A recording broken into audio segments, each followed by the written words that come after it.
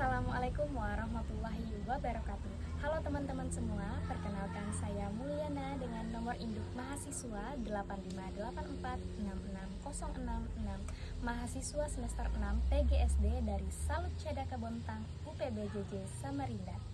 Pada kesempatan kali ini, saya akan melakukan pengamatan IPA mengenai hubungan antar makhluk hidup yang sering kita temui atau yang sering kita lihat di alam sekitar kita, atau yang disebut dengan simbiosis parasitisme.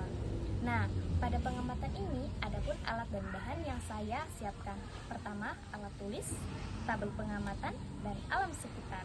Selamat menonton. Nah, teman-teman, sebenarnya apa sih yang dimaksud dengan simbiosis parasitisme itu? Jadi, simbiosis parasitisme adalah sebuah hubungan timbal balik antara dua makhluk hidup atau lebih yang berbeda jenis. Namun, dalam hubungan ini ada satu pihak yang mendapatkan keuntungan, sedangkan pihak yang lainnya justru mengalami kerugian. Makhluk yang diuntungkan ini kita sebut sebagai parasit, dan yang dirugikan disebut sebagai inang atau hospes.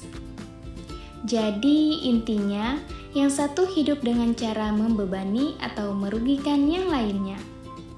Setelah saya amati dengan seksama di lingkungan sekitar sini, saya menemukan banyak sekali contoh nyata dari simbiosis parasitisme ini. Antara lain, pertama, hubungan antara tikus dan petani atau tanaman padi.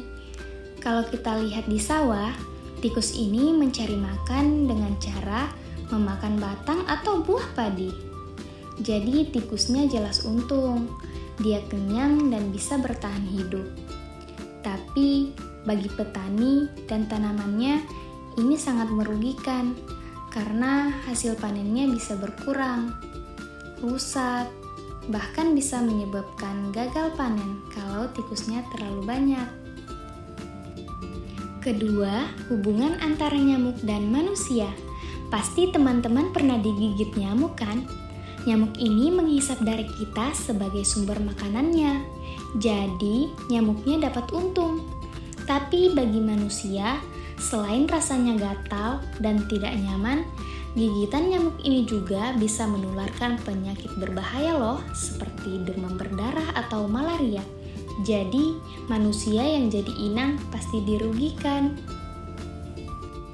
Ketiga, benalu yang menempel pada pohon jambu.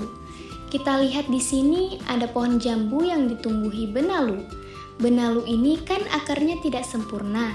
Jadi, dia harus menancapkan akarnya ke batang pohon jambu untuk menyerap air dan zat makanan yang sudah disiapkan oleh pohon jambu.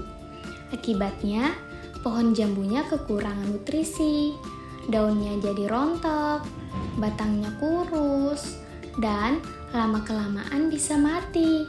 Sedangkan benalunya justru tumbuh subur dan lebat. Keempat, lalat dan hewan ternak seperti sapi. Lalat sering sekali hinggap dan menghisap darah di badan sapi.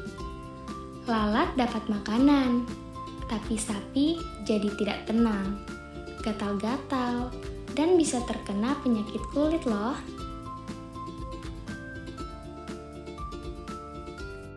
Dan yang kelima, belalang dengan tanaman cabai. Belalang memakan daun-daun cabai. Daunnya jadi bolong-bolong. Padahal daun itu tempat terjadinya fotosintesis. Kalau daunnya rusak, proses makanannya terganggu. Jadi, tanaman cabai jadi susah berbuah dan hasilnya tidak maksimal. Jadi, dari hasil pengamatan yang sudah saya lakukan dan catat di tabel pengamatan tadi, bisa kita simpulkan bahwa simbiosis parasitisme ini adalah hubungan yang satu untung, satu rugi. Yang satu senang karena dapat makanan dan tempat tinggal, tapi yang satunya menderita kerugian bahkan bisa mati. Demikian kegiatan pengamatan untuk simbiosis parasitisme. Terima kasih.